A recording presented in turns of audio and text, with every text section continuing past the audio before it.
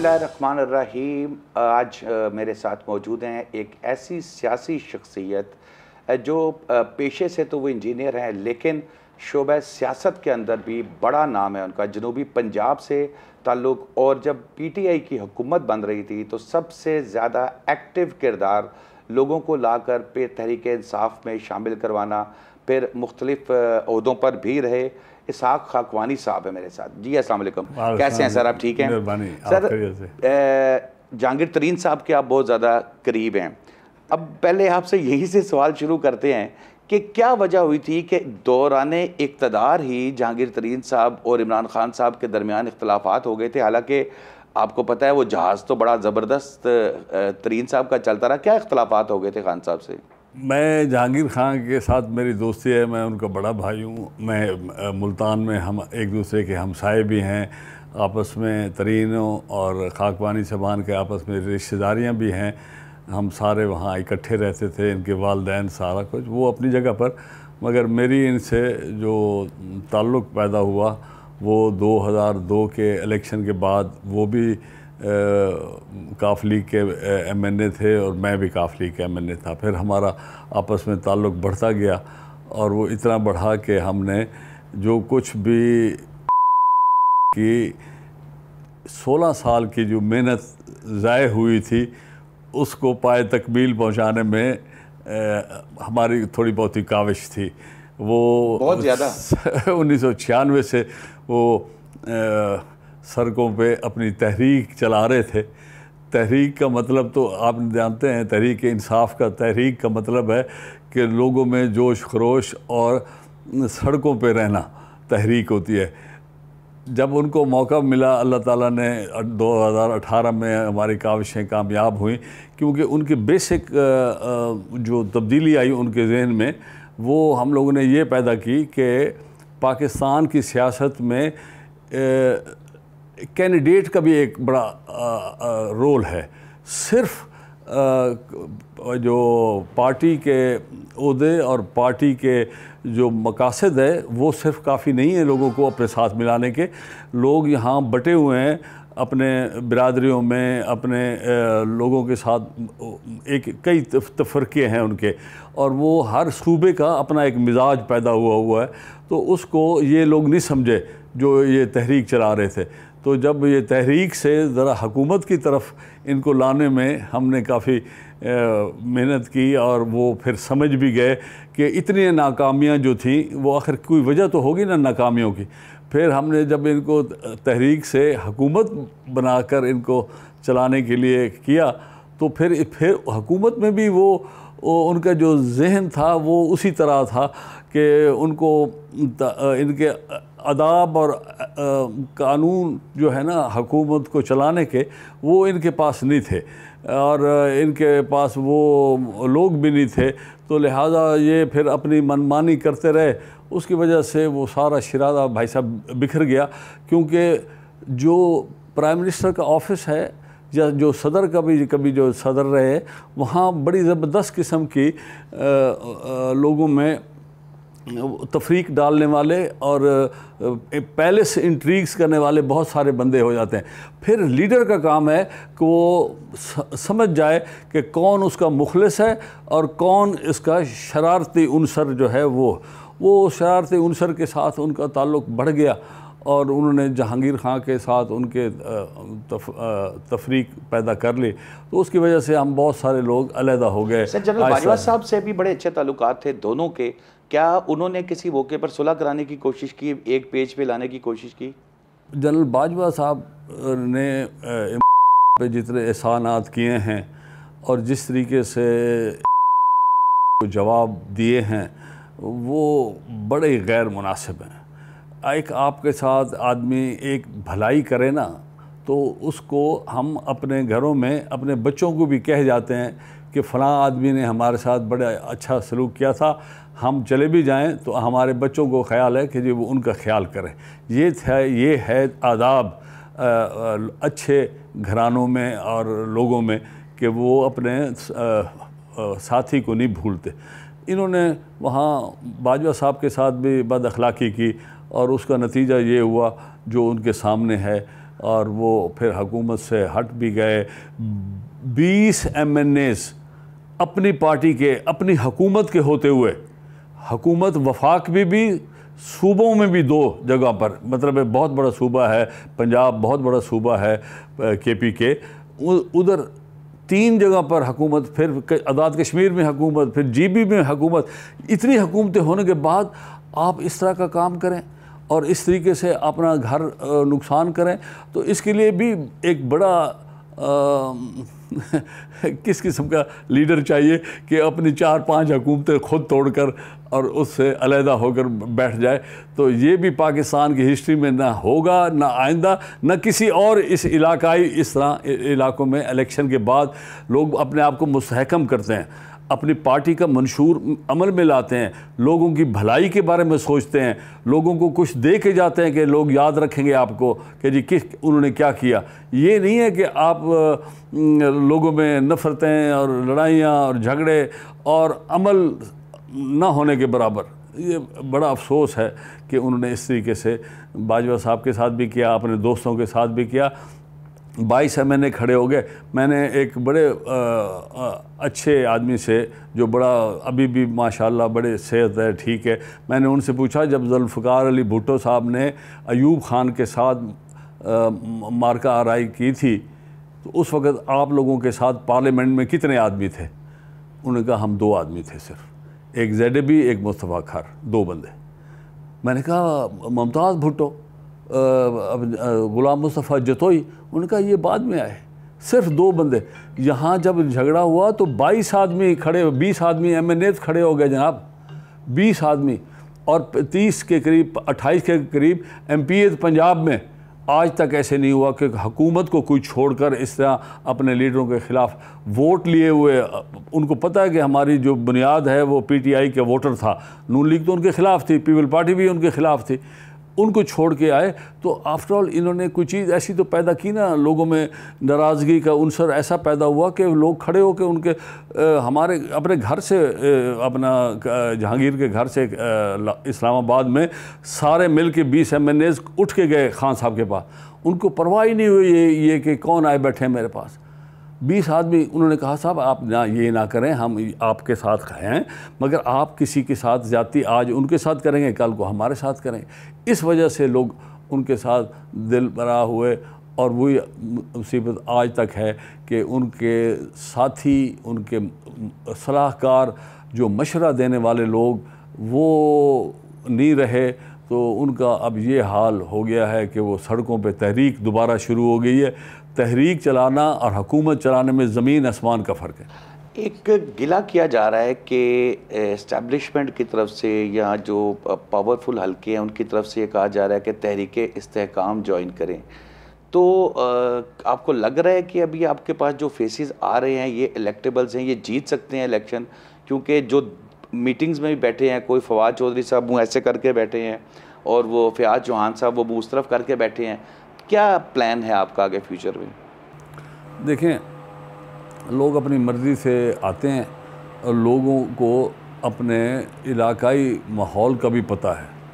इलाकाई माहौल जो है उनके, अगर उनके बस में, तो उसमें एस्टेब्लिशमेंट का आज से नहीं, सन 56 से मैं कहूँगा कि उनका असर रसूख रहा है। मशरक़ी पाकिस्तान में भी कम रहा है, मगर मगरबी पाकिस्तान के चारों सूबों में उनका काफ़ी असर रसूख रहा है। और जब आपके हक़ में ये असर रसूख इस्तेमाल हो तो आपको बहुत अच्छा लगता है। जब आपके असर रसूख आपके हक़ में ना हो तो लोग फिर उसकी कहानियाँ बनाते हैं और उसको वजह बताते हैं कि जी फ़लाँ बंदे इस तरह गए, फ़लाँ उस तरह गए। तो इस तरीके से लोगों का जब रुझान है। आप बताएं, जिस इलेक्शन में 2018 में पंजाब में लड़ाई थी नून लीग के साथ और PTI के साथ, 5-6 सीटों से हम हार गए यहाँ पंजाब की हुकूमत। तो पंजाब की हुकूमत फिर साथियों ने बनाई ना जनाब, उनके कहने पे हुकूमत बनी। तो उनका आपको मुतशक्कर होना चाहिए कि जी आपकी हुकूमत सूबे में, जहां आपके पास सिर्फ एक सीट थी 2002 में, 96 में 2-3 हज़ार वोट मिले थे। कहते थे इमरान खान पाकिस्तान का बड़ा मकबूल तरीन आदमी है, तो 5-4 हज़ार वोट मिला था सारा। उससे भी कम मेरे ख्याल में, मुझे तो कोई 1600 कह रहा था, 1800 कह रहा था। तो मकबूलियत और लीडरशिप और स्पोर्ट्समैनशिप उस वक्त भी थी उनके पास, मगर वोट नहीं था। तो वोट जब आपको मिला तो फिर उसकी कदर भी करनी चाहिए जिन लोगों ने आपका साथ दिया। जी सर, मैं एक्चुअली ये मैं पूछना चाह रहा था कि जैसे पंजाब ज़ाहिर है सियासत का गढ़ है, पंजाब में ऑलरेडी मुस्लिम लीग नून, तख्ते लाहौर और पंजाब की एक बड़ी जमात है, फिर उसमें तहरीक इंसाफ ने भी अपनी बड़ी स्पेस बनाई है। ऐसी जगह पर पंजाब के बगैर आप फेडरल में भी नहीं जा सकते, ये बिल्कुल आप ज़्यादा इसको समझते हैं। तहरीक इस्तेहकाम जो आपकी सियासी जमात है आप बनाइए, आप इसका क्या फ्यूचर देख रहे हैं? कुछ सीटें जीतेंगे, क्या आपका इसमें फ्यूचर होगा? हमारे ख्याल में अभी हमारे साथ काफ़ी सारे जो इतने इलेक्टेबल्स आके मिले हैं और वो की साथी हैं ज़्यादा, बल्कि 99% लोग उनके हैं जो आकर उनको छोड़कर वो समझते हैं कि इस वक्त साहब ने एक तो हुकूमत में कोई ऐसा काम नहीं किया जिसकी वजह से उनकी पजीर आराई हो। नंबर 1, 4 साल का मौका मिला, 4 साल में उन्होंने कोई चीज़ ऐसी नहीं की काबिल ज़िक्र हो जो। फिर वो वोट लोगों के अंदर एक मायूसी तो है ना जनाब कि हमने तो भाई आपको वोट दिया था नून लीग के ख़िलाफ़, पीपल पार्टी के ख़िलाफ़। 14 सीटें मिली थी कराची में PTI को 2018 के इलेक्शन में, कराची शहर में, और 21 में से। तो ये ऐसे नहीं हो गया, आखिर उनके यहाँ वोट बैंक तो बना, मगर उस वो बैंक को ख़राब करने में उनका बड़ा हाथ है। वो नाराज़ हो गए लोग उसकी। अब जो है वो आखिर वो वोट कहीं तो जाएगा। वो अगर मैदान में, मेरा नहीं ख्याल कि शायद इस इलेक्शन में हों, क्योंकि उनके ख़िलाफ़ जितने केसेस बन गए हैं, ये लड़ाई झगड़े के केस मैं नहीं कह रहा, जो उनके ख़िलाफ़ अपना ये फॉरेन फंडिंग का केस है, उसमें तोशाखाना का केस है, उसमें बहुत सारे फाइनेंशियल केस है के ऊपर ये दोनों चीज़ें दोबारा आ गई हैं।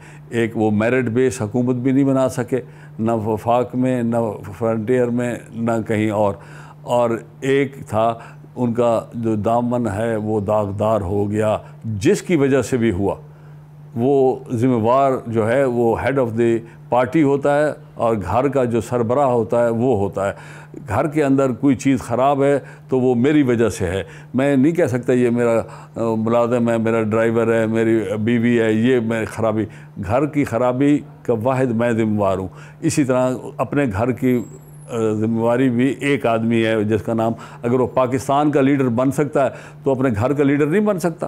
तो ये वहाँ पर उन पे ऊपर जो आए ना सवालिया निशान, ये मेरा नहीं ख्याल कि इनका वोट बैंक या इनके लोग इंटैक्ट नहीं रहेंगे। बिल्कुल, हमारे साथ ही रहिएगा। ब्रेक लेते हैं और ब्रेक के बाद मैं हमारी को होस्ट हिना महमूद डोगर से भी कहूँगा कि वो भी है खाकवानी साहब से सवालात करें।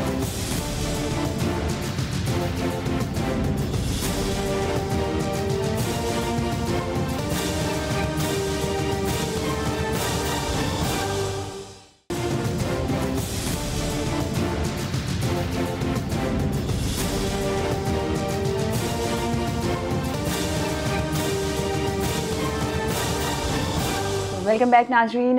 खाकवानी साहब हमारे साथ मौजूद हैं। सर, अगर हम बात करें इस्तेहकाम पाकिस्तान पार्टी में, जैसा कि आपने कहा 99% वो लोग शामिल हैं जो PTI से आए हैं और ज़्यादातर वो शामिल हैं जिन्हें PTI ने टिकट नहीं दिया था इस बार। तो आपको लगता है जो लोग भी इस पार्टी में शामिल हैं उनको आपकी पार्टी की जानिब से तमाम लोगों को टिकट्स दिए जाएंगे इलेक्शन लड़ने के लिए? जी हाँ, इन में से 2018 में जितने लोगों को हमने शामिल किया और 2013 में भी दोनों इलेक्शन हमने लड़े इनके साथ। 2013 में हमारी पजीर राय नहीं हुई क्योंकि उसके अंदर नून लीग एक मुस्तहकम जमात थी, वो इलेक्शन लड़ी। सिंध में पीपल पार्टी का बड़ा एक असर रसूख था, तो हमें कुछ नहीं मिला। सिंध में सिर्फ एक सीट मिली थी डॉक्टर अलवी की, और वो भी अपना हल्का छोड़ के आए थे। वो DHA में और डिफेंस में आके इलेक्शन लड़े तो वो जीते, क्योंकि वहाँ PTI के पढ़े लिखे लोग थे तो वो वोट दे गए। तो और पंजाब में सिर्फ 7 सीटें मिली।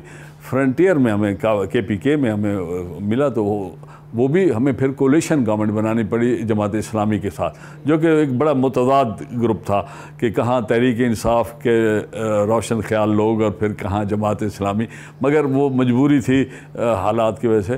तो मेरा नहीं ख्याल कि इस वक्त जो पीटीआई के लोग 2018 में शामिल हुए थे, उनमें से बहुत सारे हजरात जो हमारी कोशिश आए थे वो बड़े मायूस हैं। एक MNA साहब हैं ये सेंट्रल पंजाब के, मेरा उनके साथ फैमिली के टर्म्स हैं, तो वो यहाँ मेरे पास आए तो मैंने पूछा आप महार साहब आपने क्यों पार्टी छोड़ी है, किस वजह से? कहने लगा 3 साल में मैं जब भी मिला हूँ मेरा नाम भी नहीं जानते वो।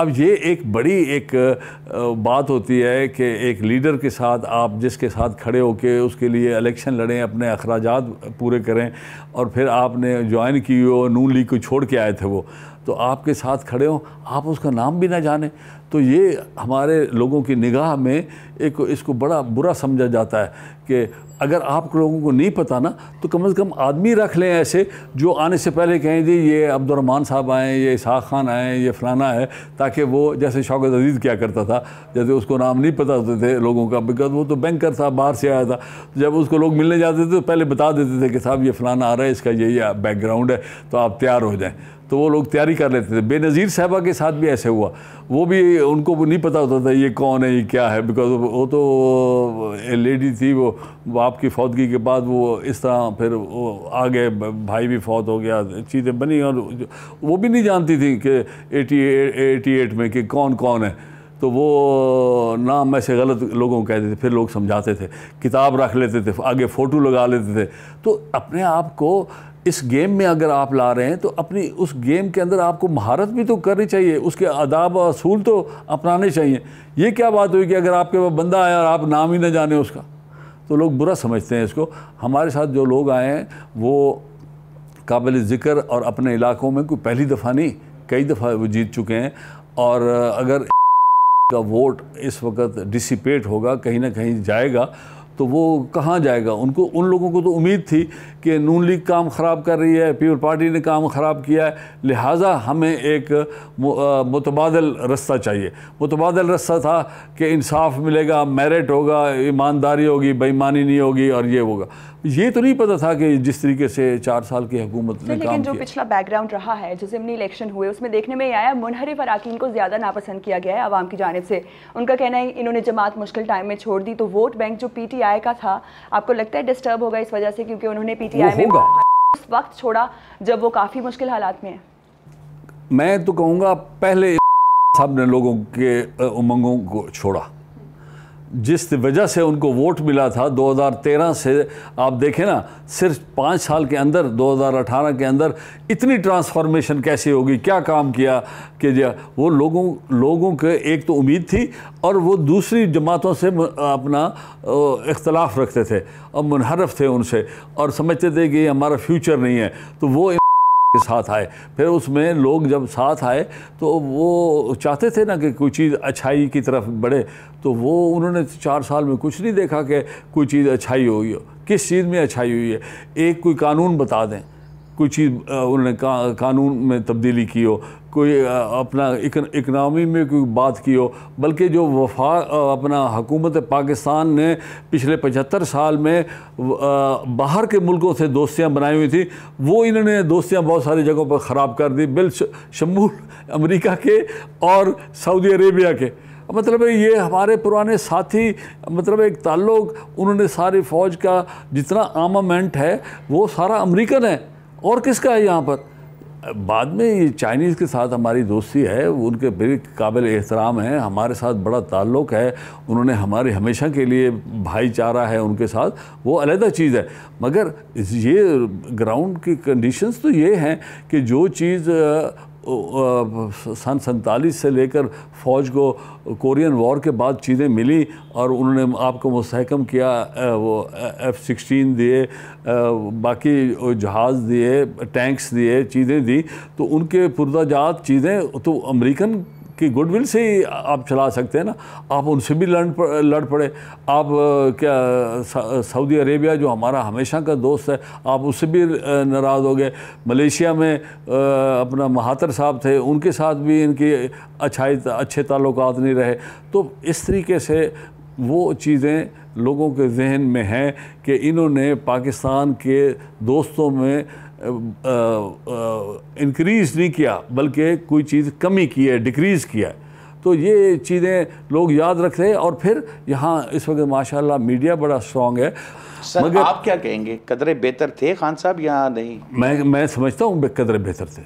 देखिए, उनके ऊपर जो इल्ज़ामात हैं वो तो है ना, मगर बात यह है कि इस चीज़ को तक तो रुक नहीं सकते ना। इस बात पे मुल्क के अंदर तरक्की और लोगों की भलाई और लोगों के लिए अच्छाई के लिए और भी ज़रूरियात हैं ज़िंदगी के। सिर्फ एक आइटम के ये मेरा मद्दे मुकाबल से मैं अच्छा हूँ तो लिहाजा मुझे वोट मिलना चाहिए, ये तो एक शर्त जो है वो सही नहीं है। इसके अंदर और भी चीज़ें हैं कि क्या वो मुल्क के लिए है। आप वहाँ आते हैं, मैं कहता हूँ आपने 1000 रुपये की चोरी की, मैंने 500 की चोरी की, ये तो कोई बात ना हुई ना। ये दिस इज़ नो क्राइटेरिया कि आप लोगों को वोट दें कि जी मैं उससे कदरे बेहतर हूँ। आप हुकूमत पाकिस्तान को मुस्तहकम बुनियाद पर चलाने के लिए, आवाम के बेहतरी के लिए अगर चाहेंगे तो यहाँ अच्छे और समझदार और काबिल लोगों को आगे लेके आएंगे। तो इस वक्त सबसे ज़्यादा जो मसला है इकॉनमी का, वो आम आदमी तो नहीं चला सकता जो आके कहे कि जी मैं जी वहाँ पर ये आड़त का काम करता हूँ, ये जी मैं ज़िम्मेदार हूँ, मैं वो करता हूँ, काश्तकारी करता हूँ। तो ये काम इस वक्त बड़ा टेक्निकल लोगों का है जो मुल्क को इस मसले से बाहर निकालेगा। लिहाजा आपको काबिलियत वाले लोग भी चाहिए। बहुत शुक्रिया इसहाक खाकवानी साहब, आपने ख़ुसूसी तौर पर आज कैपिटल टीवी को टाइम दिया है ना। आपका भी बहुत बहुत शुक्रिया। नाज़रीन, आज के लिए इतना ही। नए इंटरव्यू के साथ आपके पास फिर हाजिर होंगे। शादाब रियाज को इजाज़त दीजिए। अल्लाह हाफ़िज़।